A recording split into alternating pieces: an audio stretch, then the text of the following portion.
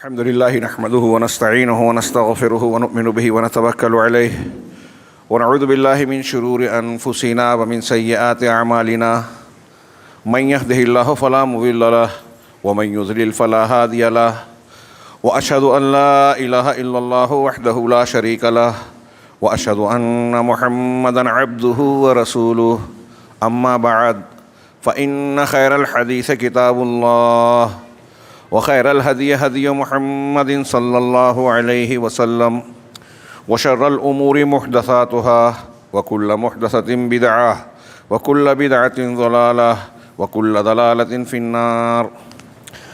أعوذ بالله من الشيطان الرجيم. بسم الله الرحمن الرحيم. أولم ينظروا في ملكوت السماوات والأرض وما خلق الله من شيء وأن عسى أن يكون قد اقترب أجلهم فبأي حديث بعده يؤمنون. وقال تعالى: يا أيها الذين آمنوا اتقوا الله وقولوا قولا سديدا يصلح لكم أعمالكم ويغفر لكم ذنوبكم ومن يطع الله ورسوله فقد فاز فوزا عظيما. وعن أبي ذر الغفاري رضي الله تعالى عنه قال: قال رسول الله صلى الله عليه وسلم: اتق الله حيثما كنت وأتبع السيئة الحسنة تمحها وخالق الناس بخلق حسن. رواہ احمد والترمذی وصححہ الالبانی. محترم حاضرین، خطبہ مسنونہ کے بعد میں نے قرآن مجید کی ایک آیت تلاوت کی. اللہ رب العالمین نے فرمایا: اولم ینظروا فی ملکوت السماوات والارض، کہ کیا آسمانوں اور زمین کی ملکوت میں، کائنات کی ملکیت میں، سلطنت میں ان لوگوں نے غور نہیں کیا، تدبر نہیں کیا؟ اور وما خلق اللہ من شیء، اور اللہ نے جو کچھ پیدا کیا اس کی مخلوقات، آسمان، زمین، پیڑ پودے، جانور، حیوانات، ہم اور آپ، بے شمار مخلوقات، اور یہ جو حوادث اور واقعات ہو رہے ہیں یہ بھی اللہ کی مخلوق ہی ہیں. اللہ رب العالمین انہیں پیدا کر رہا ہے، تو ان پر غور نہیں کیا. وَأَنْ عَسَىٰ أَنْ يَكُونَ قَدِ اقْتَرَبَ أَجَلُهُمْ، اور اس پر غور نہیں کیا کہ ہو سکتا ہے کہ ان کی موت مقررہ وقت قریب آ گیا ہو، ہمارا مرنے کا وقت قریب آ گیا ہو. تین چیزیں بیان کی کہ آسمان اور زمین، اس کائنات کے ملکوت میں تم نے غور نہیں کیا، عالم میں، دنیا کی چیزوں میں، اور اللہ نے جن چیزوں کو پیدا کیا ہے اس میں ان لوگوں نے غور نہیں کیا، اور اس بات پر غور نہیں کیا کہ ہو سکتا ہے ان کی موت کا وقت قریب آ گیا ہو. فَبِأَيِّ حَدِيثٍ بَعْدَهُ يُؤْمِنُونَ. اب اللہ رب العالمین اتنا سمجھا رہا ہے، اتنی دلیلیں دے رہا ہے، یہ کائنات کی چیزیں، مخلوقات اور خود ان کا جینا مرنا، دلائل فراہم کر رہا ہے. پھر بتائیں کہ قرآن کے بعد حدیث، اس حدیث کے بعد کس پر ایمان لائیں گے، کون سی بات مانیں گے، کب سدھریں گے، کب صحیح راستہ اختیار کریں گے توحید والا.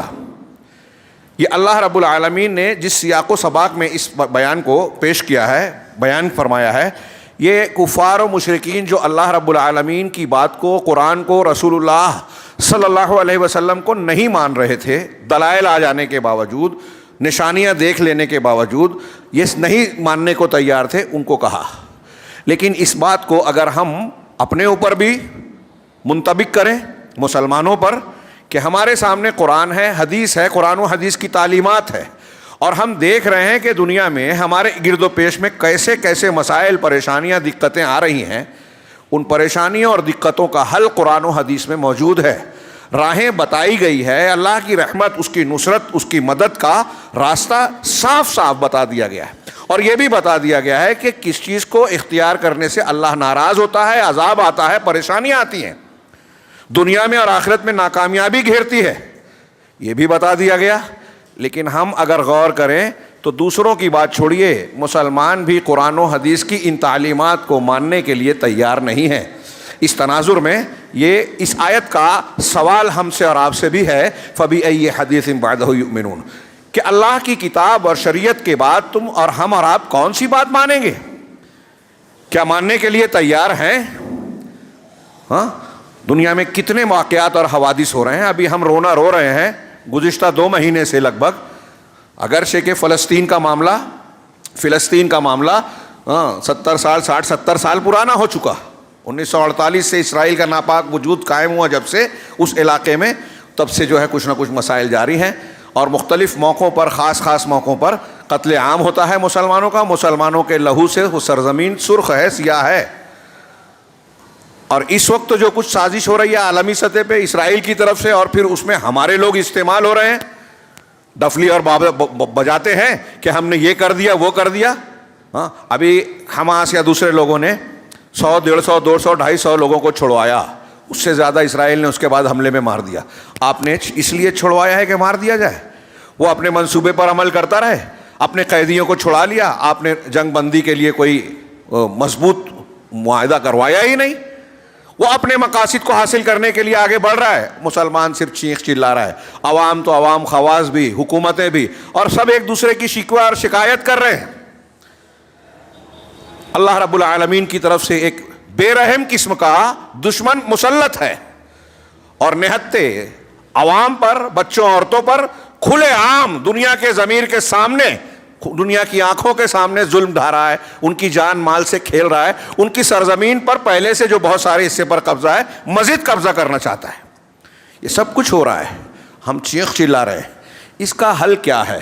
میں یہ نہیں کہتا کہ آپ نے سنا نہیں، جانا نہیں، علماء نے بیان نہیں کیا. میں نے خود بہت ساری جگہوں پر کئی مرتبہ ان باتوں پر گفتگو کی، اور یہ بتایا کہ مسلمانوں کے مسائل کا اصل حل کیا ہے. قرآن و حدیث بیان کرتی ہیں، ہم ماننے کو تیار نہیں ہیں. فَبِأَيِّ حَدِيثٍ بَعْدَهُ يُؤْمِنُونَ. ابھی 2 روز پہلے، یہ تو خاص مسلمانوں کا ہے، پوری دنیا میں کہیں نہ کہیں ادھر مسئلہ ختم ہوتا ہے، دوسری طرف پیدا ہوتا ہے، وہاں کچھ کم ہوتا ہے، تیسرا پیدا ہو جاتا ہے، اور ہم اصلی حل نہیں اختیار کرتے. اصلی حل سے مراد ابھی جو میں گفتگو کرنے والا ہوں، توحید، نیک عمل، تقوی، اللہ کا ڈر، اللہ کی شریعت کی پابندی. مسلمانوں کے آخرت ہی کا نہیں، دنیا کے سارے مسائل کا حل یہی ہے، لیکن ہم ماننے کو تیار ہی نہیں ہے. تو اس لیے ہم سے بھی یہ سوال ہے اللہ کا، فَبِأَيِّ حَدِيثٍ بَعْدَهُ يُؤْمِنُونَ. اس حدیث کے بعد، قرآن کے بعد تم کون سی بات مانو گے؟ تو میں یہ عرض کر رہا تھا کہ ابھی 2 روز پہلے ایک تجزیہ دیکھ رہا تھا میں.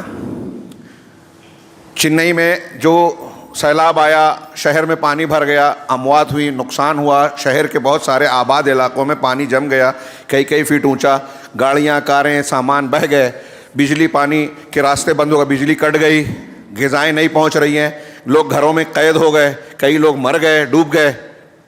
تو اس تناظر میں رپورٹیں اور نقصانات کا تجزیہ پیش کرتے ہوئے، خبریں بتاتے ہوئے، اس نے ایک جملہ کہا درمیان میں. تجزیہ نگار اور تبصرہ نگار نے یہ کہا کہ آج کل اگر آپ دیکھیں تو رپورٹیں یہ کہہ رہی ہیں، دنیا کی بہت بڑی تنظیمیں، سروے کرنے والی سنستھائیں یہ کہہ رہی ہیں کہ ساری دنیا میں قدرتی آفات کا سلسلہ بڑھ گیا ہے.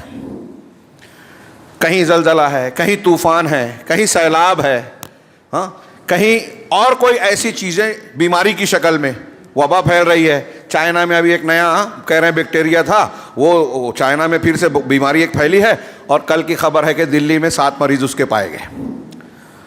ایسی بیماریاں، آفتیں، طوفان، سیلاب یہ بڑھ گیا، پہلے کے مقابلے میں زیادہ ہو رہا ہے. کچھ دنوں پہلے ہماچل پردیش، پھر اڑیسہ اور ایسے کئی مقامات پر ہندوستان میں آتا رہا، کہیں سیلاب، کہیں طوفان، اور پھر زمین کا ڈھہ جانا، بجلی کا گرنا، بہت سے لوگوں کا موت کا شکار ہو جانا. اب یہاں بھی تجزیہ نگار اور تبصرہ نگار جو غیر مسلم ہیں ان کی بات سمجھ میں آتی ہے، مسلمان بھی غور نہیں کرتا. زیادہ سے زیادہ کیا کہتے ہیں یہ لوگ کہ انہوں نے، تبصرہ نگار نے کہا کہ اس میں صرف قدرت کا دخل نہیں ہے بلکہ اس سے زیادہ انسانوں کا دخل ہے. اور اس سلسلے میں بتایا کہ ترقی اور وکاس کے نام پر حکومتیں بہت ساری ندیوں اور نالوں کو بند کر رہے ہیں، پانی کے راستوں کو محدود کر رہے ہیں، وینٹیلیشن اور ہوا کے انتظامات کو اس طرح سے کنجسٹڈ کر رہے ہیں کہ وہ صحیح ہوا اور آکسیجن لوگوں کو نہیں ملتی. ہاں، ندیوں کو پاٹ کر وہاں بلڈنگیں بنا دی گئی اور اس کو ترقی کا نام دیتے ہیں. غریب آدمی اگر ایسی جگہ پر بستا ہے تو کہتے ہیں کہ اتی کرمن ہے، ناجائز تجاوز ہے، قبضہ ہے.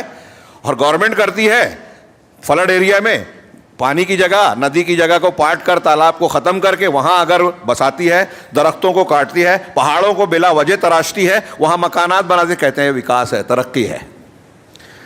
تو اس کا کہنا ہے کہ یہ بہت بڑا سبب ہے ان آفات کا، طوفان، سیلاب، ہوائیں، اور پھر زمینوں کا دھس جانا، پہاڑوں کے تودوں کا بڑے بڑے ٹکڑوں کا گر جانا، اور اس سے بڑے بڑے حادثات کا رونما ہونا۔ تو تجزیہ نگارے کہہ رہے ہیں ہمارے یہاں بھی اب ایسی سوچ بنتی جا رہی ہے، جبکہ ایک ایمان والے کا یہ یقین ہونا چاہیے کہ دنیا میں جو کچھ ہو رہا ہے وہ اللہ کی مشیت اور اس کے فیصلے سے ہو رہا ہے۔ ایک پتا بھی اللہ کی مرضی اور فیصلے کے بغیر نہیں ہلتا، یہ ہمارے عقائد کا بنیادی حصہ ہے۔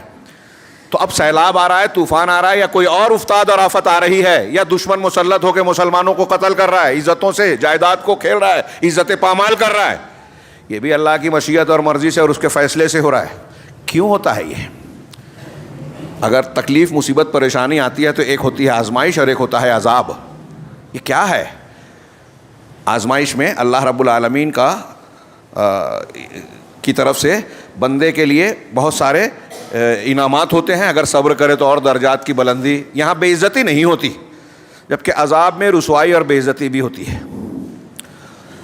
اللہ تبارک و تعالیٰ نے اس کائنات کو دارالاسباب بنایا ہے، یہ الگ بات ہے کہ واقعات جب ہوتے ہیں تو اس کے پیچھے کچھ نہ کچھ سبب ہوتا ہے، دکھائی دیتا ہے، لیکن ان اسباب کو پیدا کرنے والا بھی اللہ ہے۔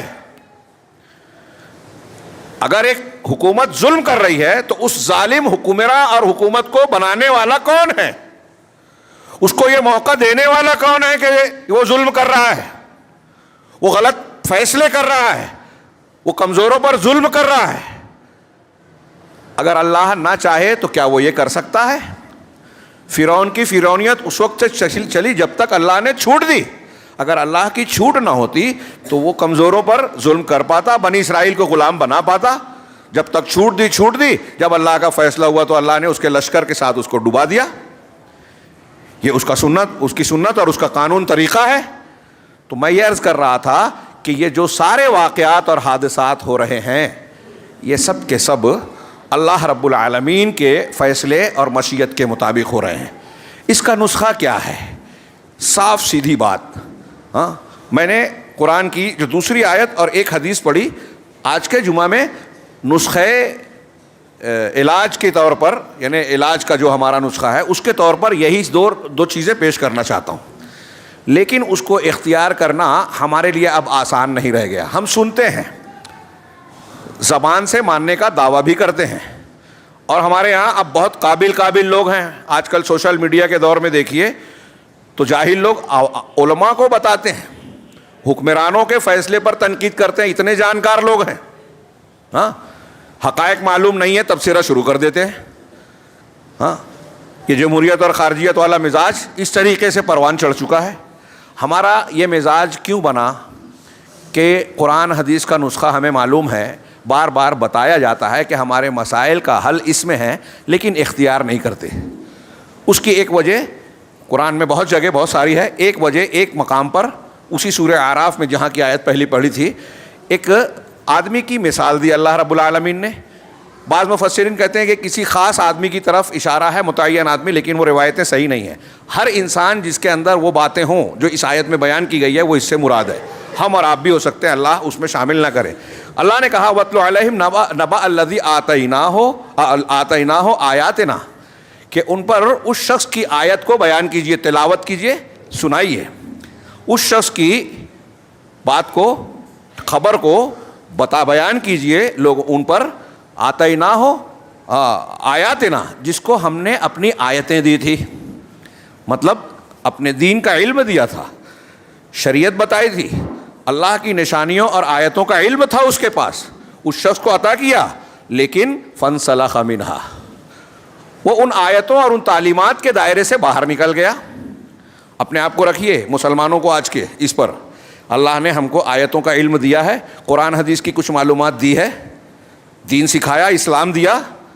اللہ کہہ رہا ہے کہ وہ تعلیم تو ہے لیکن ہم اس تعلیم کو استعمال نہیں کر رہے ہیں، اس کو چھوڑ کے دنیا کی دنیا داری کی طرف بھاگ رہے ہیں۔ یہ آگے کہا اللہ نے فَأَتْبَعَهُ الشَّيْطَانُ، شیطان اس کے پیچھے پڑ گیا، فَكَانَ مِنَ الْغَاوِينَ، اور وہ گمراہوں میں شامل ہو گیا، راستہ بھٹکے ہوئے۔ قرآن کی آیتیں ہیں لیکن شیطان پیچھے لگ گیا، ان آیتوں کو پس پشت ڈال دیا، چھوڑ دیا، نکل گیا اس سے، اور شیطان کو پیچھے لگا لیا۔ اب اس کے بعد خود گمراہی میں پڑ گیا. وَلَوْ شِئْنَا لَرَفَعْنَاهُ بِهَا, اگر ہم چاہتے تو اس کو ان آیتوں کی وجہ سے بلندی عطا کرتے. مطلب یہاں یہ بھی ہوا کہ وہ جو گمراہ ہو رہا ہے اللہ کے چھوٹ دینے سے ہو رہا ہے. اللہ رب العالمین اگر توفیق دے دیتا تو وہ آیتوں کو مانتا, اس پر عمل کرتا, اس میں آگے. اس سے یہ بھی پتہ چلا کہ ہم اچھے ہیں یا برے اللہ کی توفیق سے ہوتے ہیں. لہٰذا ہم کو اللہ سے ہمیشہ نیک توفیق مانگنی چاہیے. ہاں, شیخ عبدالرزاق کا ایک اس پر بڑا خطبہ ہی ہے توفیق پر, انشاءاللہ کسی موقع پر وہ مضمون بیان کریں گے کہ اللہ تبارک و تعالیٰ ہی ہر چیز کی توفیق دینے والا ہے, اچھی اور بری. لہٰذا بندے کو اپنی دعاؤں کے ذریعے سے, نیکیوں کے ذریعے سے اللہ سے توفیق مانگنی چاہیے. اللہ نے جس کو ہدایت دی وہ ہدایت والا, جس کو گمراہ کر دیا اس کو کوئی ہدایت نہیں دے سکتا. تو اللہ رب العالمین فرمایا کہ اگر ہم چاہتے تو ان آیتوں کے بدلے اس کو بلندی عطا کرتے, لیکن کیوں نہیں کیا تھا اللہ نے؟ وَلَكِنَّهُ أَخْلَدَ فِي الْأَرْضِ, لیکن وہ دنیا کی طرف مائل ہو گیا. اس سے یہ بھی پتہ چلا کہ اللہ نے جو اس کو توفیق سے محروم رکھا اس کی وجہ اللہ نہیں ہے, اللہ نے ظلم نہیں کیا, بلکہ اس کی اپنی روش, اپنی چاہت ہے کہ یہ آخرت کی بجائے دنیا چاہ رہا ہے. اللہ کی خوشنودی کی بجائے دنیا کی رونق چاہتا ہے. ہماری اور آپ کی بھی یہ بڑی بیماری ہے.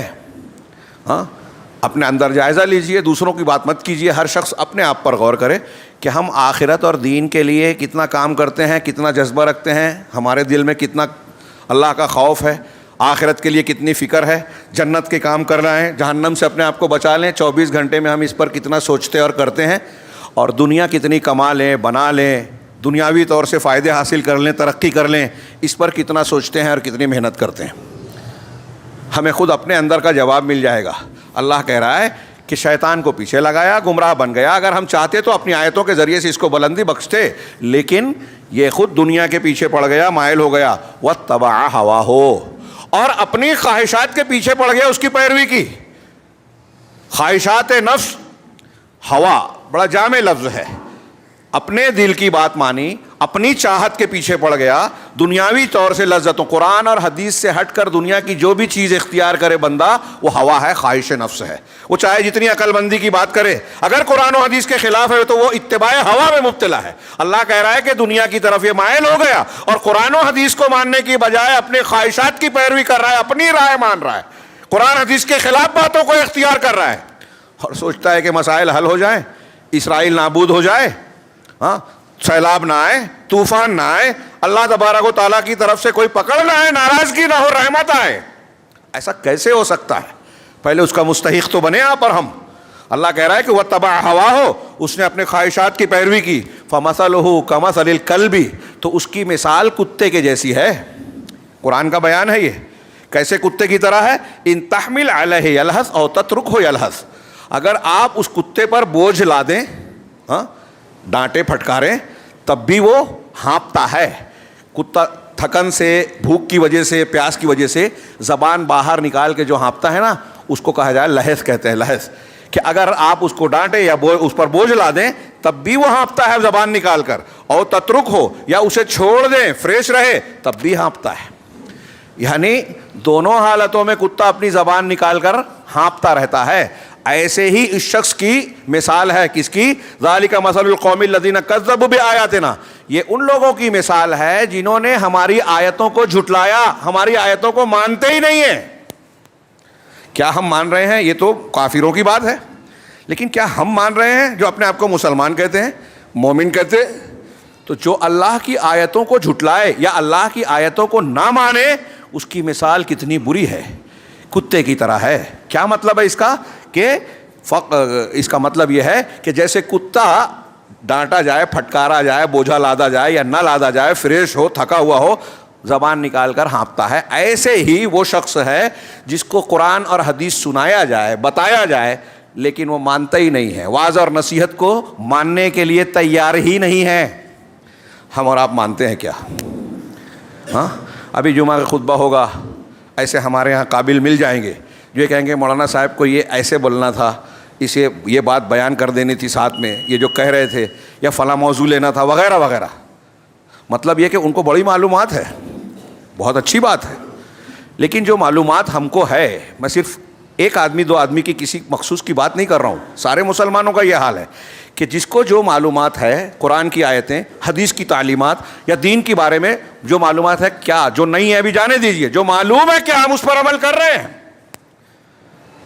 ہمیں پتہ ہے، ابھی میں نے بتایا کہ ہمارے پاس نسخہ کیا ہے کامیابی کا، تقوی، اللہ کے دین کی پابندی، حرام سے بچنا، شرک سے بچنا، بدعت و خرافات سے بچنا، تب اللہ رب العالمین ہماری مدد کرے گا، حفاظت کرے گا، ہمارے دشمنوں کے مقابلے میں ہم کو قوت دے گا، ان کو نیست و نابود کرے گا، کمزور کرے گا، ظالم کو توڑ دے گا، آفتوں سے محفوظ رکھے گا۔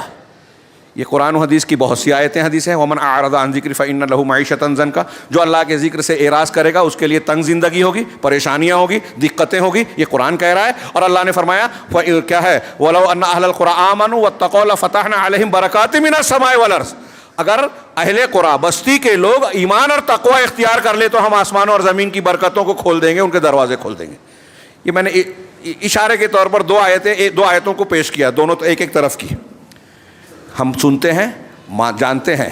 تو اب تقوی اور ایمان کو اختیار کر کے برکتیں چاہتے ہیں، یا ایک طرف ہم نماز چھوڑ رہے ہیں، ہاں آپس میں غیبت چغلی کر رہے ہیں، جھگڑے کر رہے ہیں جو اللہ نے منع کیا، ایسے جھگڑے کر رہے ہیں، دین سیکھنے کا موقع نہیں ہے ہم کو، نماز، جمعہ، خطبہ، درس بہت بھاری پڑتا ہے۔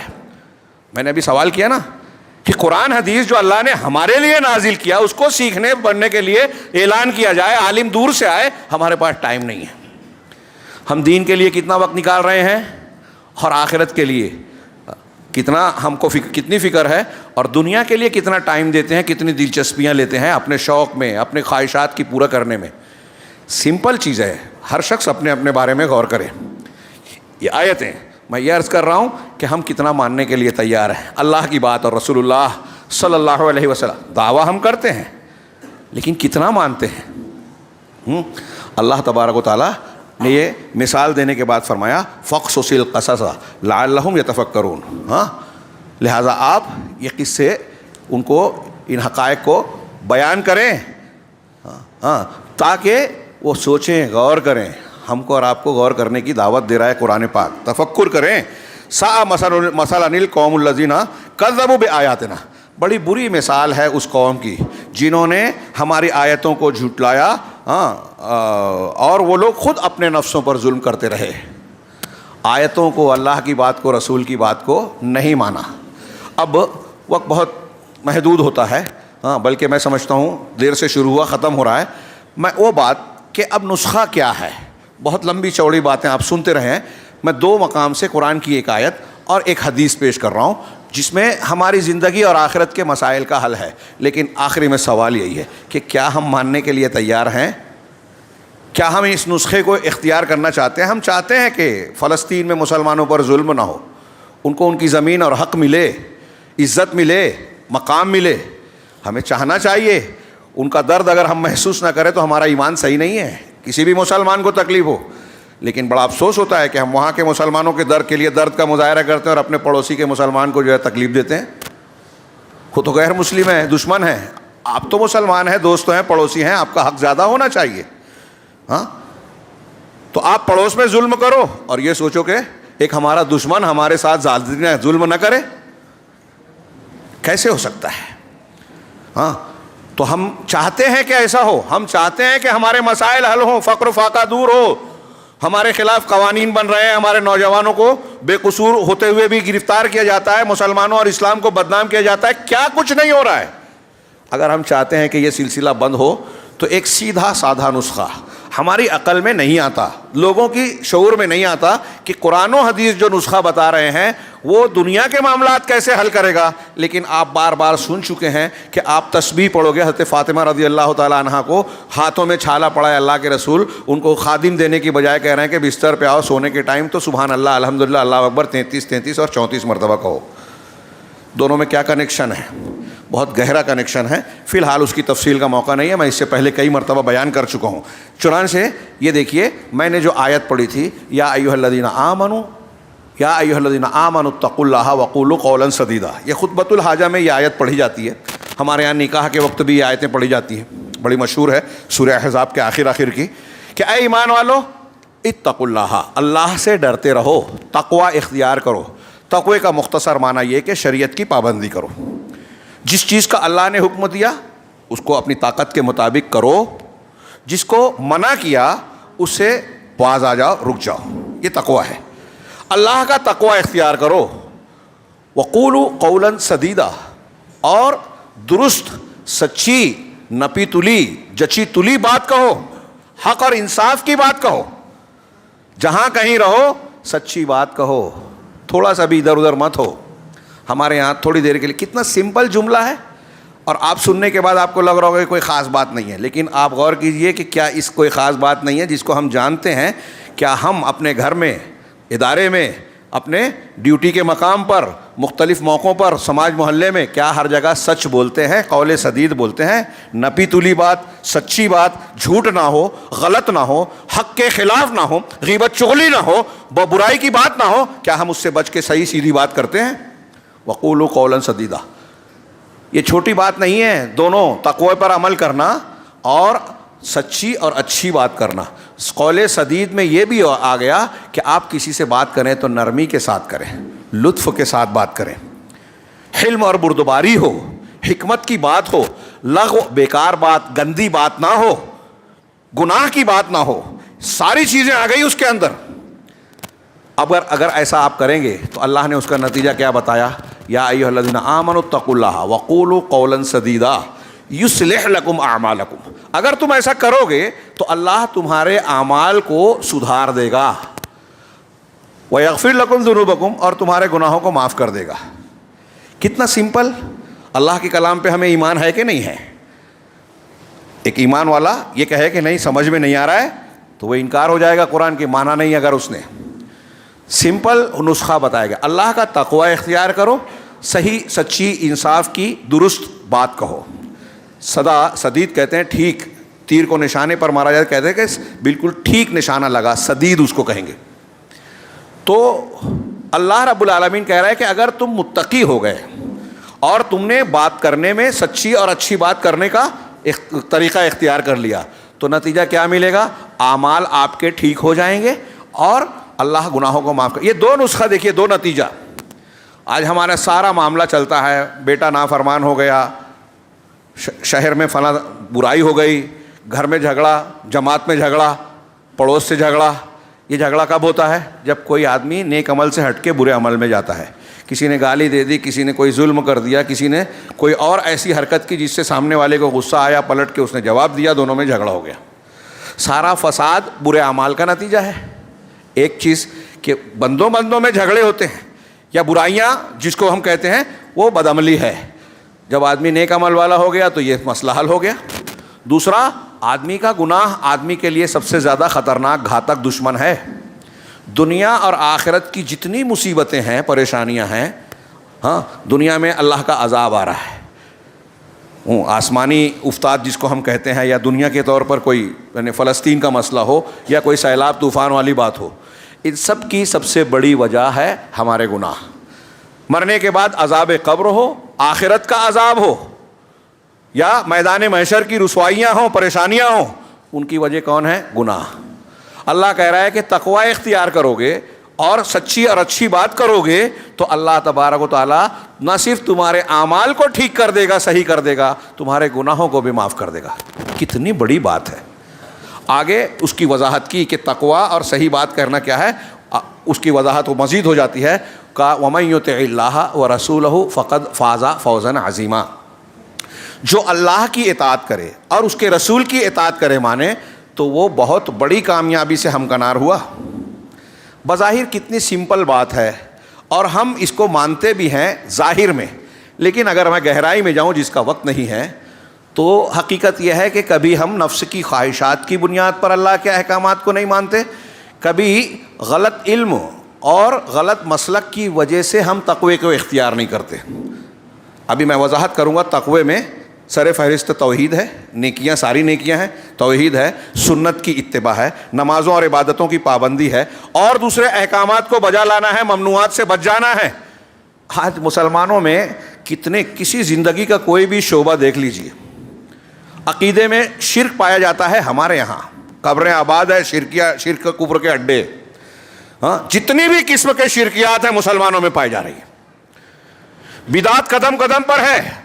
نئی نئی عبادت, الگ الگ تہوار جو قرآن و حدیث نے نہیں بتائے, جھوٹی حدیثیں, جھوٹی رسمیں, غلط چیزیں, غلط مسلک جو اللہ نے فرض نہیں کیا, رسول نے جو نہیں بتایا, صحابہ نے جو نہیں کیا, ہم کہتے ہیں کہ ہم کو امام کی ماننی ہے. غلط چیز اختیار کر لی یا مسلک کے نام پر ایک چیز کو اختیار کر لیا, اب اس کو بتایا جا رہا ہے کہ بھائی یہ قرآن و حدیث کے خلاف ہے. کہا ٹھیک ہے قرآن حدیث الگ, لیکن ہم فلاں مسلک کو مانتے ہیں. مسلک کے نام پہ قرآن و حدیث کو رد کر دیا.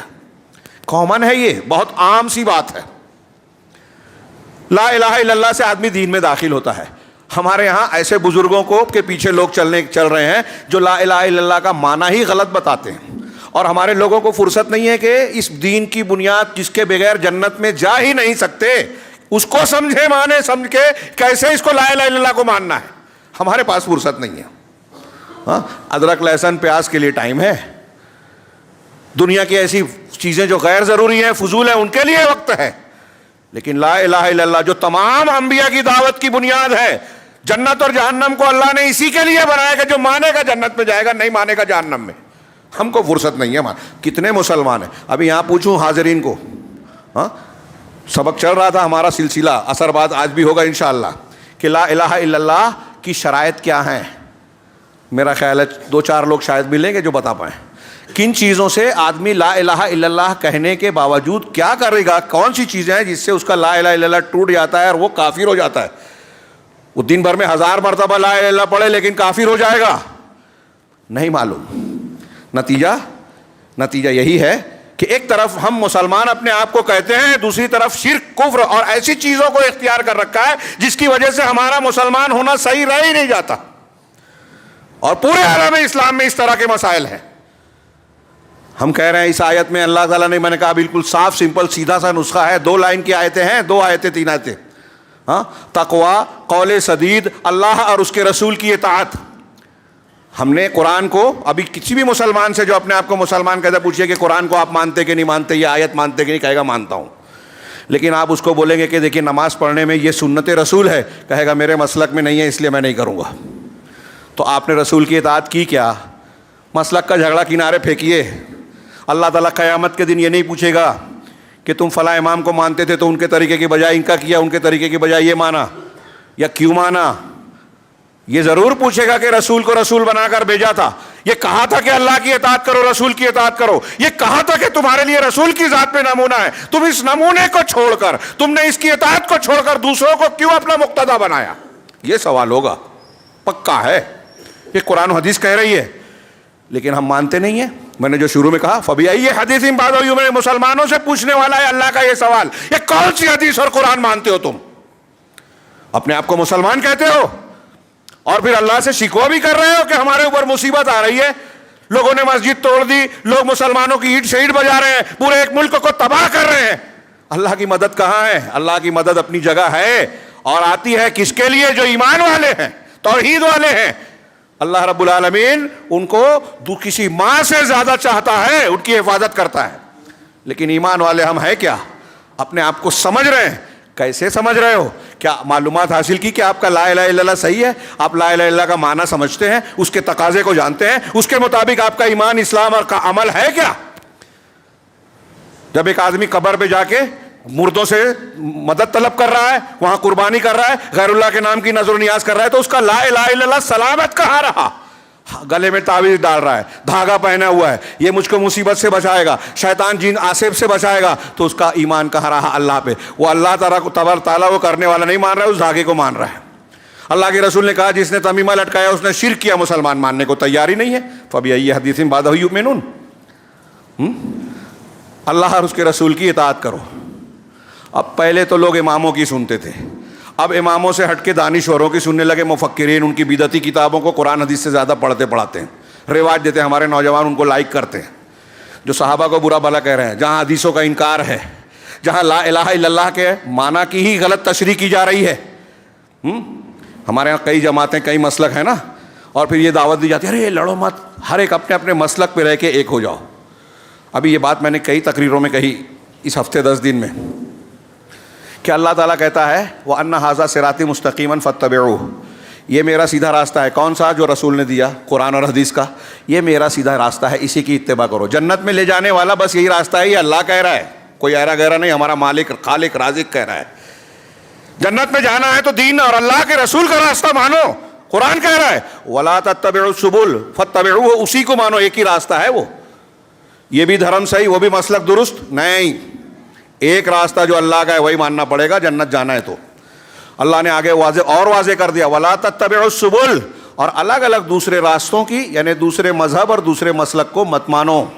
جو رسول کا مسلک ہے وہی ماننا ہے. عبادت میں, عقیدے میں, اعمال میں, حلال حرام میں, آداب میں, سب میں رسول اللہ صلی اللہ علیہ وسلم ہمارے لیے نمونہ ہے. اب آپ یہ کہیں کہ ٹھیک ہے اللہ کے رسول پر ایمان تو ہے لیکن میں ویسی نماز پڑھوں گا جیسے میرے امام, میرے مفتی صاحب, میرے پیر صاحب بتا رہے ہیں, نہیں چلے گا. فضائل پہ وہ ان چیزوں پر عمل کروں گا جو مفتی صاحب نے یا پیر صاحب نے آنکھ بند کر کے خواب دیکھ کر کشف کے ذریعے سے بتایا. سنت کیا ہے ہم کو نہیں معلوم, لیکن پیر صاحب نے جو بتایا وہ مانیں گے. تو آپ اللہ کے رسول کا رد کر رہے ہو, شریعت کا رد کر رہے ہو. اور یہ چیز جو میں بیان کر رہا ہوں بہت سے مسلمان کہلانے والے اختیار کیے ہوئے ہیں, اور میں جو بیان کر رہا ہوں ان کو جب بیان کروں گا یا سنیں گے تو وہ اس کو برا کہیں گے, مجھے گالی دیں گے. اللہ کو کہ اس فرمان پر غور کیجئے. اللہ کہہ رہا ہے وَلَا تَتَّبِعُوا السُّبُلَ. میں نے اس کا ترجمہ کیا وضاحت کے لیے کہ دوسرے مسلکوں کی اتباع مت کرو, جو اللہ کے رسول کا مسلک ہے اسی کو مانو, بس یہ وضاحت ہے. دوسرے راستوں پر میں ایک قرآن کہہ رہا ہے, منبر رسول سے بہت ذمہ داری کے ساتھ کہہ رہا ہوں. اللہ کے رسول نے کہا 73 فرقے ہوں گے, 72 جہنم میں جائیں گے. ہمارے علماء دانشور کہہ رہے ہیں ارے سب جس مسلک پہ ہے سب اپنے اپنے مسلک پہ رہو, ایک ہو جاؤ. کیسے ایک ہوں گے؟ ایک آدمی شرک کر رہا ہے, بدعت کر رہا ہے, اس شرک اور بدعت کو برداشت کیا جائے؟ رد کرنا پڑے گا. شرک اور بدعت سے سمجھوتا کریں گے آپ تو آپ کا ایمان خطرے میں ہوگا. ہاں, یہ صلح کل والا معاملہ ایسا نہیں ہے. اتحاد و اتفاق کا معنی یہ نہیں ہے کہ آپ توحید کو چھوڑ کر یا اس میں سیندھ لگا کر شرک کو بھی گلے لگا لو. یہی تو امتحان ہے دنیا کے اندر کہ جو اللہ کو ناپسند ہے ہم اس سے برات کا اظہار کریں. اس کا یہ مطلب نہیں ہے کہ ناحق لوگوں کو ہم لڑتے بھی رہیں گے. سیدنا ابراہیم کا اپنی قوم سے, اپنے باپ سے کیا جھگڑا تھا؟ یہ آج کے صلح کل والوں کو بولنا چاہیے ارے باپ سے لڑنا نہیں چاہیے تھا حضرت ابراہیم کو, ایسا بولیں گے؟ کیا جھگڑا تھا؟ اخلاقیات کا جھگڑا تھا. ہاں, حضرت ابراہیم علیہ السلام اختلافی مسائل چھیڑ کر نکل گئے گھر سے, باپ نے گھر سے نکال دیا. یہ اختلافی مسئلہ توحید اور شرک والا, ہم توحید پر قائم رہیں گے, شرک اور اہل شرک سے برات کا اظہار کریں گے. یہ ہمارا دین ہے, اللہ کا حکم ہے. ہم اس کو ماننے کے لیے تیار نہیں ہیں اور سوچتے ہیں اللہ کی رحمت آئے, فلسطین میں اللہ کی مدد آئے, ہندوستان میں آئے, دنیا کے دوسرے مقامات پر آئے. دعا میں پڑھتے ہیں اللہم انصر الاسلام والمسلمین فی کل مکان. ہاں, اللہ کی مدد آئے گی. یہ نسخہ قرآن و حدیث نے جو بیان کیا ہے. وقت زیادہ ہو گیا, میں حدیث کو بہت ہی شارٹ میں ذکر کروں کہ جس کا ذکر کیا تھا حضرت ابو ذر غفاری رضی اللہ عنہ کی بڑی مختصر اور بڑی جامع حدیث. علامہ البانی نے اس کو صحیح کہا, احمد اور ترمذی کی. اللہ کے رسول صلی اللہ علیہ وسلم فرماتے ہیں اتق اللہ حیثما کنت, جہاں کہیں رہو, جس حالت میں رہو, ہر وقت ہر جگہ اللہ کا تقوی اختیار کرو, ڈرتے رہو. یہ سارے معاملات کی بنیاد ہے. آپ بار بار سنتے ہیں رمضان میں, بقرعید کے وقت, کہ روزوں کا مقصد کیا ہے کہ آپ متقی بن جائیں. قربانی کس لیے ہے؟ تاکہ تقوی, اللہ دل کا تقوی قبول کرتا ہے. اللہ تقوی والے سے دین کو قبول کرتا ہے.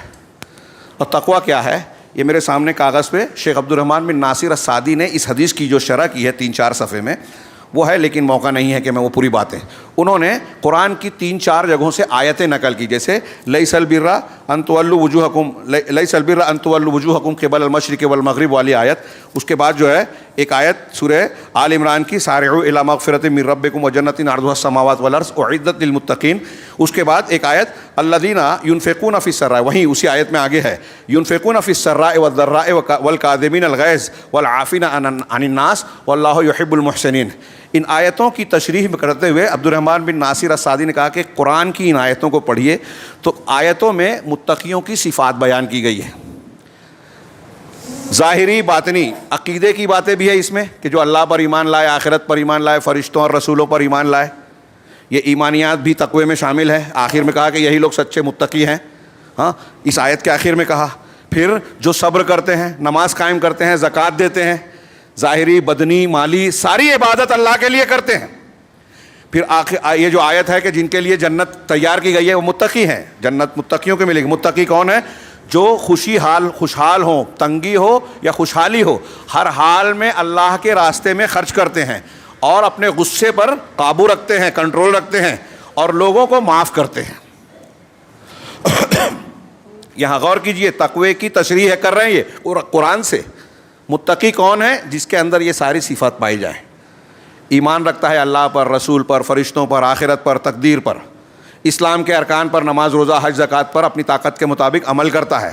جو پابندی ہے وہ اس کو بجا لاتا ہے، روزے رکھتا ہے، ہاں نیکیاں کرتا ہے، غربا مساکین پر خرچ کرتا ہے، مصیبت پریشانی آ جائے، تنگی آ جائے تو صبر کرتا ہے، اللہ رب العالمین کے دشمنوں کا سامنا ہو تو اپنے آپ کو جما لیتا ہے، پیچھے نہیں ہٹتا، قدم نہیں ہٹاتا. اسی طریقے سے نماز روزے کی پابندی، عہد کی پابندی، غلاموں کو آزاد کرنا، اللہ کے راستے میں سوال کرنے والوں کو جہاں جہاں خرچ کا موقع ہے وہاں خرچ کرنا، یہ ان آیتوں میں کہا گیا ہے. اور آخر میں ان پہ کہا گیا کہ اولئک الذین صدقوا واولئک هم المتقون، یہی لوگ سچے ہیں اور یہی لوگ متقی ہیں. جس کے اندر یہ خصلتیں پائی جائے وہ متقی. اب اگر کوئی کہتا ہے کہ ایک آدمی نماز نہیں پڑھ رہا ہے، آنکھ بند کر کے کعبہ میں پڑھ لے رہا ہے نا، ہمارے یہاں ایسے پیر رہتے ہیں ننگے دھڑنگ. اللہ کے رسول صلی اللہ علیہ وسلم اور صحابہ کرام میں آپ کو ایسے نہیں ملیں گے. مجذوب پیر صاحب دل کی بات جان لیتے ہیں، انا للہ، یہ سب شرکیہ باتیں ہیں. اللہ کے رسول صلی اللہ علیہ وسلم نے منافقین کے بارے میں کہا کہ ان کے دل کی بات اللہ جانتا ہے. جن کے بارے میں اللہ نے بتا دیا ان کے بارے میں معلوم ہوا. یہاں ایسے بولتے ہیں کہ فلاں بابا لوگ، پیر صاحب، شیخ ایسے ہوتے ہیں کہ دل میں کیا ہے جان جاتے ہیں. امام صاحب کے پیچھے نماز پڑھ رہے تھے، امام صاحب نے بکری کے بارے میں سوچا، یہ نماز توڑ کے باہر چلے گئے. لوگوں نے پوچھا، رہے کیوں نماز چھوڑ کے؟ کہا تمہارا امام تو بکری کا چارہ لا رہا تھا. اب یہ سنا کے عوام نعرہ تکبیر، اللہ اکبر، ماشاء اللہ، سبحان اللہ، مشاعرے کی طرح داد دیتے ہیں. علم کی مجلسوں کو، واعظ و نصیحت جہاں قرآن و حدیث سکھانا ہے وہاں اس طرح دین کو مذاق بنایا جاتا ہے. اس طرح کی باتیں بنا کر قرآن و حدیث کا رد کرتے ہیں. پھر سے جملہ سنیے، جو لوگ وحدت الوجود، شرک، یہ بزرگوں کے واقعات، اللہ کی عظمت و کبریائی، انبیاء کرام اللہ کی عظمت و کبریائی بیان کرتے تھے. اللہ کے رسول کے سامنے کوئی آپ کی تعریف، آپ کو سید بول دے، کہا مجھے سید مت کرو، سید اللہ ہے. ایک صحابی نے آگے کہہ دیا جو اللہ چاہے اور جو آپ چاہے. کہا نہیں، صرف جو اللہ چاہے. کیا تم نے مجھ کو اللہ کے برابر کر دیا؟ یہ انبیاء کا یہ طریقہ تھا. اور یہاں اللہ کی عظمت و کبریائی چھوڑ کے لوگ بزرگان دین، شخصیات اور مستقل اپنے بزرگوں اور مشائخ کی ایسی چیزیں بیان کر رہے ہیں جو اللہ کی خصوصیت ہے، کہ وہ تو قبر سے مردے کو زندہ کر دیتے تھے. شیخ عبد القادر جیلانی نے کہا یا فلاں نے کہا کہ اللہ، حضرت عیسیٰ کہتے تھے اللہ کے حکم سے مردے کو کہتے اٹھ، میں کہتا ہوں میرے حکم سے اٹھ. کھائی ہوئی مرغی اٹھ کے چلنے لگی، دوڑنے لگی. ایک قوال کی قبر پہ جا کے کہا تو وہ قوالی گاتا ہوا قبر کے باہر آ گیا. میں نے قوال جو ہے قبر میں بھی قوالی گا رہا تھا. انا للہ. ایسی ایسی بکواس. یہ میں کہتا ہوں کہ قرآن حدیث کا مذاق اڑاتے ہیں، قرآن حدیث کا رد کر رہے ہیں. فلاں ایسے بزرگ تھے، ان کی قبر پہ گیا آدمی، تو قبر پر ایک آدمی جو ہے وہ دیکھا، وہ راستے میں ایک لونڈی کو دیکھا تھا، بہت پسند آئی، تو قبر سے آواز آئی کہ فلاں تیرے فلاں لونڈی میں نے تجھ کو دے دی. کہا ابھی تو وہ فلاں کی ملکیت ہے. تھوڑی دیر میں وہ مالک آیا اور کہا کہ میں یہ مزار کے حوالے کرتا ہوں اس لونڈی کو، اس کی خدمت کے لیے میں وقف کرتا ہوں. اور اندر سے پہلے ہی سے آواز آ گئی تھی پیر صاحب کی، مرے ہوئے ہیں، قبر کے اندر ہے. مرید نے ایک لڑکی کو دیکھا، پسند کیا، یہاں آئے، اس کو ہبہ بھی کر دیا، ابھی آئی نہیں تھی. اس طرح کی بکواس وہ بیان کرتے ہیں. تو ہمارے یہاں اتنی جہالت ہے کہ اس پر لوگ نعرے بلند کرتے ہیں، سبحان اللہ اور واہ واہ کے نعرے لگاتے ہیں. ایسے میں اللہ کی مدد آئے گی. یہ تقویٰ ہے. عقیدے خراب ہیں، تقویٰ نہیں رہے گا. جو نماز نہیں پڑھتا وہ متقی نہیں ہے، جو متقی نہیں ہے وہ ولی نہیں ہو سکتا.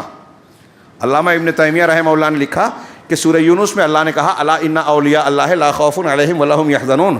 سنو، اللہ کے اولیاء پر نہ خوف ہوتا ہے نہ وہ غمزدہ ہوتے ہیں. بالکل صحیح ہے. لیکن کون ہے اللہ کے اولیاء؟ قرآن کی اگلی آیت سورہ یونس کی آیت ہے، لکھ لیجئے، جا کے پڑھیے اور ان کو بتائیے. قرآن کہہ رہا ہے کہ اولیاء اللہ کون ہے؟ الذین آمنوا وکانوا یتقون. یہ دو صفت بنیادی بتائی، جو ایمان والے ہیں اور تقوی والے ہیں. ابھی ہم تقوی کی اتنی تشریح پڑھ رہے ہیں. اس کا مطلب اگر کوئی آدمی نماز نہیں پڑھتا، اگر کوئی آدمی فرض نمازیں نہیں پڑھتا تو وہ متقی ہو سکتا ہے کیا؟ کوئی آدمی روزہ نہیں رکھتا وہ متقی ہو سکتا ہے کیا؟ ہاں، ہمارے یہاں یہ پیر صاحبان کے بارے میں بولتے ہیں، ان کو کیا ضرورت ہے روزہ رکھنے کی؟ اللہ کے نبی صلی اللہ علیہ وسلم آخری وقت میں 3 دن 4 دن پہلے دیکھیے کہ نماز کے لیے اٹھنا چاہ رہے ہیں، گر کے بے ہوش ہو گئے. ہاں اٹھے، کہا ٹب میں میرے لیے پانی جمع کرو، غسل کیا، کہا مجھے پھر لے چلو الصلاۃ نماز کے لیے، پھر بے ہوش ہو گئے. 4 مرتبہ اٹھنے کی کوشش کی. آپ نے یہ نہیں کہا کہ میرے اوپر سے نماز کی فرضیت ختم ہو گئی. یہ پیر صاحبان، فاسق و فاجر لوگ، نشہ کرنے والے، زنا کرنے والے، یہ اتنے پہنچ گئے. میں سب کی بات نہیں کرتا. آج دیکھیے شرک کے جتنے اڈے ہیں نا، وہاں آپ کو نشہ اور زنا بھی ملے گا اکثر و بیشتر. ہاں، توحید کے ساتھ آپ کو نیکیاں ملے گی، شرک کے ساتھ برائیاں ملے گی. کوئی یہ نہ کہے کہ میں کسی کی گستاخی کر رہا ہوں، یہ ایک حقیقت ہے. اور انہی لوگوں کے بارے میں بیان کر رہا ہوں جو دین کی دکان بنا کر لا الہ الا اللہ کا بورڈ لگا کر شرک کی دکان چلا رہے ہیں. جو بزرگان دین اولیاء و صالحین گزرے ہیں ہم ان کی عزت کرتے ہیں اور کرنا ضروری ہے، لیکن ان کی طرف غلط باتوں کو منسوب کرنا، جھوٹے قصے کہانیاں بیان کرنا اور لوگوں کو اللہ کی بجائے ان کی عبادت کی طرف بلانا، ان کی مزار پہ آؤ مسجد کی بجائے یہاں آؤ. ہاں، آپ نماز پڑھو کہ مت پڑھو، حرام کھاؤ، نشہ پیو، سود خوری کرو. اگر پیر صاحب آپ کو بچانا چاہیں گے تو بچا لیں گے. شیخ عبد القادر جیلانی نے منکر نکیر سے جو ہے بحث کر لی اور کہا کہ میرے مریدین کے سے آئندہ کوئی سوال نہیں کرنا. ہاں، کہ جرت ہے. انبیاء کرام کہتے ہیں کہ قیامت میں مختلف موقعوں پر کہا کہ میں کہوں گا نفسی نفسی نفسی، انبیاء کہیں گے میرا نفس میرا نفس، اللہ کے سامنے بغیر اجازت کے منہ نہیں کھولیں گے. اور فلاں شیخ فلاں بزرگ لڑائی کر رہے ہیں اللہ سے. قرآن حدیث کی تعلیمات کو رکھیے، اور یہ جو ہمارے یہاں جو اسلام پھیلایا جا رہا ہے، بیان کیا جاتا ہے، دونوں میں آپ کو زمین و آسمان کا فرق ملے گا. یہاں آپ کو اسلام کے نام پہ وہ باتیں ملے گی جو کفار اور مشرکین کا عقیدہ تھا، بلکہ کہیں کہیں تو اس سے بھی زیادہ خطرناک ملے گا. کتنی دوری ہے. اور یہ تعلیمات جو میں نے شروع میں کہا وہ دھیان دیجئے. بعض لوگ بعد میں آئے کہ ہم سوچتے ہیں ہمارے مسائل حل ہوں، مصیبتوں سے بچیں. ہاں، مسلمانوں پر ظلم کرنے والوں کو اللہ تباہ کر دے، ہم کو بچائے، مظلوموں کو بچائے، بچوں عورتوں کو جو ہے بچائے. اس کا نسخہ قرآن نے یہ بتایا کہ آپ تقوی اختیار کرو. جہاں کہیں رہو، جس حالت میں رہو، تقوی اختیار کرو. تقوی کی ضرورت ہر انسان کو ہر موقع پر ہے. اور تقوی کیا ہے کہ آپ ظاہر میں بھی اللہ کی شریعت کی پابندی کریں، اندر سے بھی آپ کا ایمان اور یقین مضبوط ہو اللہ پر، قرآن و حدیث کی باتوں پر. تو ظاہر اور باطن میں، عبادات میں، عقیدے میں، افعال میں، ساری چیزوں میں شریعت کی پابندی کریں. یہ ہے تقوی. اب ایک آدمی کھلے عام سود خوری کر رہا ہے، شراب نوشی کر رہا ہے، شراب بیچ رہا ہے، خرید رہا ہے، حرام کام کر رہا ہے، زنا بدکاری کر رہا ہے، دن رات موبائل میں تو لگا ہوا ہے، جمعہ کا خطبہ بھاری پڑتا ہے، نماز کے لیے 15 منٹ 20 منٹ نہیں ہے اس کو فرض نماز کے لیے، فجر میں بستر نہیں چھوڑ سکتا، رات میں جاگا ہے نا گندی فلمیں دیکھتے ہوئے، تو فجر میں کیسے آئے گا؟ تو کیا یہ متقی ہیں؟ اور اگر متقی نہیں ہیں تو پھر اللہ کی رحمت کیسے ملے گی؟ دنیا اور آخرت کی ساری بھلائیاں قرآن کی آیتیں صرف اگر جمع کیجئے تو اللہ نے جگہ جگہ کہا ہے کہ کامیابی متقیوں کے لیے ہے. تقوی اختیار کرنے والوں کو اللہ مدد کرتا ہے، فرقان دیتا ہے، دنیا کی نعمتوں سے نوازتا ہے، آخرت میں عذاب سے بچائے گا. لہذا اللہ سے ڈرو. اتق اللہ حیثما کنت، جہاں کہیں رہو، جس حالت میں رہو، اللہ کا تقوی اختیار کرو. اب کے اندر تقوی آ گیا. پھر اللہ تعالیٰ، اللہ کے رسول کا اگلا جملہ کیا ہے؟ وَأَتْبِعِ السَّيِّئَةَ الْحَسَنَةَ. انسان ہے، آدمی. اللہ نے کہا کہ جتنا ہو سکے اللہ سے ڈرو. یا ایھا الذین آمنوا اتقوا اللہ حق تقاتہ، قرآن کی آیت میں اللہ سے تقوی کا جیسا حق ہے ویسا ڈرو. صحابہ نے آگے کہا کہ ہم حق کیسے ادا کر سکتے ہیں؟ تو پھر وہ آیت نازل ہوئی بھی جس میں اللہ نے کہا کہ جتنا تم کو طاقت ہے اللہ اتنے ہی کا مکلف بناتا ہے. لا یکلف اللہ نفسا الا وسعہا، وہ آیتیں دیکھیے. اور دوسری اتقوا اللہ فاتقوا اللہ ما استطعتم، یہ آیت آئی کہ جتنی تمہاری طاقت ہے اتنا اللہ سے ڈرو. یہاں کیا کہہ رہا ہے اللہ تعالیٰ؟ کہ جہاں کہیں رہو اللہ سے ڈرو، تقوی اختیار کرو، شریعت کی پابندی کرو. لیکن ایک انسان ہے تو غلطی ہوئے گی، غلطی ہوگی. اس سے یہ بھی پتہ چلا کہ ہر انسان سے غلطی ہوگی، چاہے وہ عالم ہو، مسجد کا امام ہو، مؤذن ہو، غلطی ہو جائے گی. کچھ غلطیاں قابل قبول نہیں ہوتی، لیکن آپ ہر انسان کو یہ سوچیں گے کہ مسجد کا امام ہے، مولوی صاحب ہیں تو ان کو فرشتہ ہونا چاہیے، نبی کی طرح ہونا چاہیے. یہ نہیں ہوگا. اس حدیث سے اور دوسروں سے بھی پتہ چلتا ہے انسان ہے تو خطا غلطی ہوگی، لیکن تقوی میں اگر کمی ہو جائے تو اللہ کے رسول نے نسخہ بتایا، وَأَتْبِعِ السَّيِّئَةَ الْحَسَنَةَ، اگر کوئی برائی ہو جائے آپ سے تو اس کے بعد نیکی حسنہ ایک جامع لفظ ہے، ہاں حسنات اس کی جمع ہے،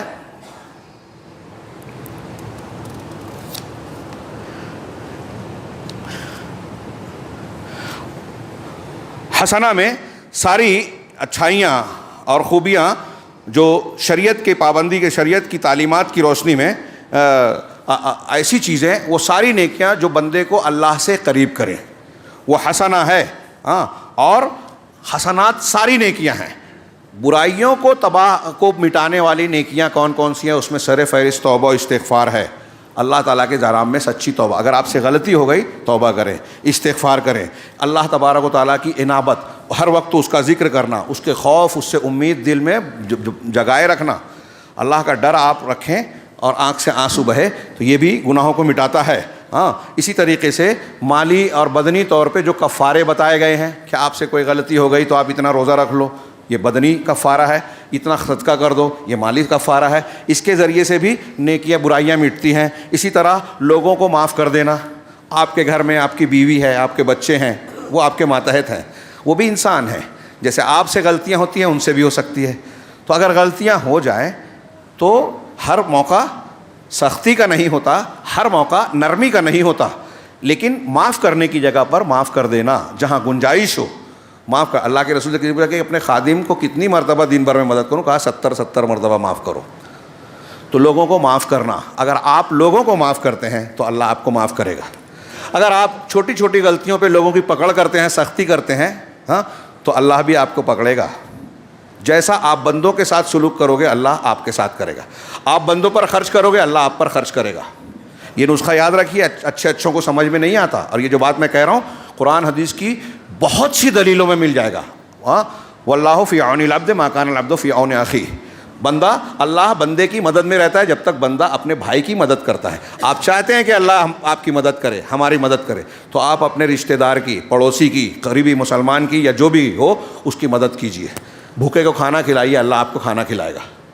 تو یہ برائیوں کو مٹانے والی، کسی کی پریشانی کو آپ حل کر دیں، مصیبت میں ہے، پریشانی میں ہے، ہاں دوڑ دھوپ کریں، پیسے ہی سے نہیں ہوتا، صرف آپ دوڑ دھوپ کریں، اخلاقی اعتبار سے اس کی مدد کریں، اس کی ہمت بندھائیں، ہاں لوگوں سے بات چیت کریں تو مصیبت کو دور کرنے، اسی طرح کوئی تنگ دست ہے اس کی تنگی کو دور کریں، ہاں اس کے کوئی نقصان میں ہے، تکلیف میں ہے، بیماری میں ہے، اس کے علاج معالجے میں اس کی مدد کریں، ہاں اور اسی طریقے سے کہیں بھی کسی کو ضرورت ہو آپ اس ضرورت میں مدد کر سکتے ہیں، آپ کریں۔ اللہ رب العالمین نے فرمایا کہ اللہ محسنین کو پسند کرتا ہے۔ ہاں ایک احسان تو اللہ کے ساتھ عبادت میں ہوتا ہے، ایک احسان بندوں کے ساتھ حسن سلوک میں ہوتا ہے۔ اسی طرح ایک حدیث ہے کہ 5 نمازیں، الصلوات الخمس والجمعۃ الی الجمعہ ورمضان الی رمضان مکفرات لما بینہن مجتنبت الکبائر، کہ 5 نمازیں اور ایک جمعہ سے دوسرے جمعہ، ہاں اور رمضان سے لے کر دوسرا رمضان، یہ چیزیں اپنے درمیان کے گناہوں کی معافی کی کا کفارہ بنتی ہیں جب تک کہ کبیرہ گناہوں سے بچا جائے۔ صحیح مسلم کی یہ حدیث ہے۔ اس کا مطلب یہ ہوا کہ یہ جو فضائل پر ہم عمل کرتے ہیں، جمعہ کی نماز پڑھی تو اس جمعہ کے بعد دوسرا جمعہ جب پڑھا ہم نے صحیح ڈھنگ سے، تو اس درمیان میں جو گناہ ہوگا وہ معاف ہوگا، لیکن کون سا گناہ؟ جو صغیرہ گناہ ہے، چھوٹے گناہ ہیں، کیونکہ اللہ کے رسول نے آخر جملہ کیا کہا؟ جب تک کبیرہ گناہوں سے بچا جائے۔ اب کبیرہ گناہ اگر ہوا تو کبیرہ گناہ کے لیے معافی کے لیے توبہ کی شرائط کے ساتھ اس میں توبہ کرنا ضروری ہے، ورنہ وہ معاف نہیں ہوگا۔ ہاں اسی طریقے سے ان نیکیوں اور ایسی اور بھی بہت سی نیکیاں ہیں جس میں آدمی جس پر اللہ رب العالمین نے یہ بتایا کہ گناہوں کو اللہ تعالیٰ معاف کرتا ہے۔ اسی طریقے سے کوئی مصیبت پریشانی آتی ہے، آپ اس پر صبر کرتے ہیں، مصیبتوں کے آنے سے یہاں تک کہ اگر ایک مسلمان کے پیر میں کانٹا چبھ جائے تو یہ بھی اس کے گناہوں کا کفارہ ہوتا ہے۔ اب کوئی بھی جسم کو نقصان پہنچانے والی، دل کو تکلیف دینے والی، مالی داخلی خارجی کوئی مصیبت پریشانی ہے، یہ مسلمانوں کے لیے خیر ہے، اگر اس پر صبر کرے تو اور زیادہ بہتر ہے۔ اس لیے ہم پر جو دنیا میں مصیبتیں آفتیں آتی ہیں نا، اس کو یہ نہیں سوچنا چاہیے کہ یہ ہمارے لیے شر ہے، یہ ہمارے لیے خیر ہے۔ قیامت کے دن ہاں ایسی مصیبتوں پر صبر کرنے کی شکل میں ہاں ایک بندہ یہ سوچ سکتا ہے کہ کاش دنیا میں مجھ کو اور مصیبت ہوتی تو یہاں اور اجر و ثواب ملتا۔ یہ بہت بڑی نعمت ہے ایک طریقے سے۔ پھر اللہ رب العالمین نے تقوی کے حکم دیا شروع میں کہ عقیدے میں، اعمال میں، ظاہری اور باطنی سارے چیزوں میں آپ تقوی اختیار کریں. اس کے بعد اگلا جملہ ہے وَخَالِقِ النَّاسَ بِخُلُقٍ حَسَنٍ. ایک پوری کتاب ہے یہ. اور لوگوں کے ساتھ اچھے اخلاق سے پیش آؤ.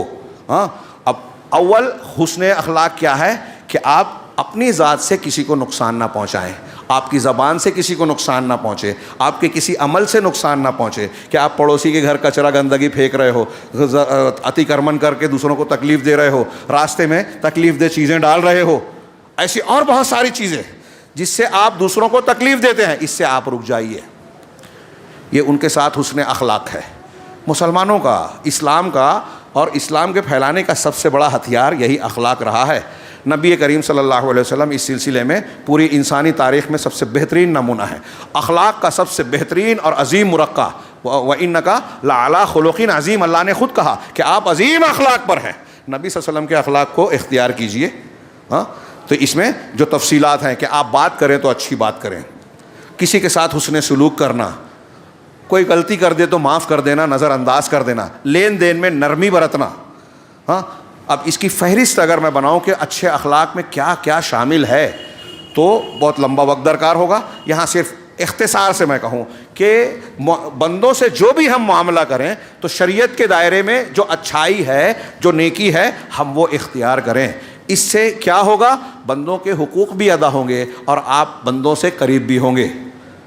اب آپ غور کیجئے کہ جو اس حدیث پر عمل کرے گا، اللہ کا تقوی جب اختیار کرے گا تو اللہ کا حق ادا ہوگا. بندوں کے ساتھ حسن سلوک کرے گا تو یہ بندوں سے قریب ہو جائے گا. یعنی اللہ کے حقوق اور بندوں کے حقوق، یہ 3 جملے کی حدیث میں آ گئی اور اس پر کسی نے عمل کر لیا گہرائی کے ساتھ، سچائی کے ساتھ، تو دنیا اور آخرت میں وہ کامیاب ہو گیا. اور میں نے بتایا کہ اس کو سرسری طور سے نہ دیکھیں. ہر شخص آج مسلمانوں میں یہ حدیث پڑھتا ہے، سنتا ہے، بیان کرتا ہے، لیکن میں کہتا ہوں دین کی دوسری چیزوں کی طرح اسے بھی بہت سارے لوگ سمجھتے نہیں ہیں گہرائی کے ساتھ کہ صحیح معنی کیا ہے. جیسا کہ میں نے کچھ مثالیں دی کہ اللہ کا تقوی اختیار کرو سب بولتے ہیں، ایمان والے بن جاؤ سب بولتے ہیں، لیکن تقوی اور ایمان کیا ہے یہ جانتے ہی نہیں ہیں، جاننا چاہتے بھی نہیں ہیں. اور اگر کوئی بتاتا ہے تو بجائے سمجھنے کے ناراض ہوتے ہیں. اگر کوئی شرک کرتا ہے جو آج مسلمانوں میں پایا جاتا ہے تو وہ اس کو متقی اور ایمان والا نہیں رہ گیا.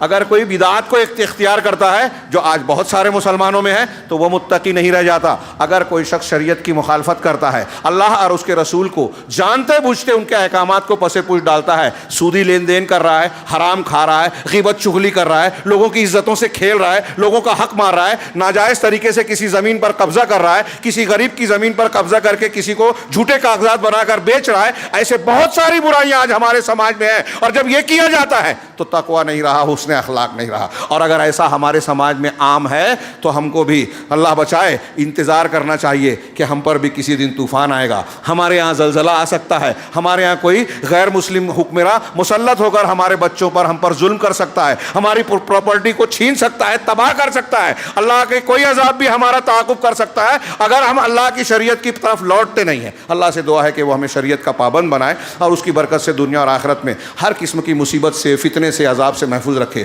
اقول قولی ھذا واستغفر اللہ لی ولکم سائر المسلمین وصلی اللہ علی نبینا محمد. بارک اللہ لنا ولکم فی القرآن المجید ونفعنا وإیاکم بالآیات والذکر الحکیم انہ تعالی جواد کریم ملک بر رحیم.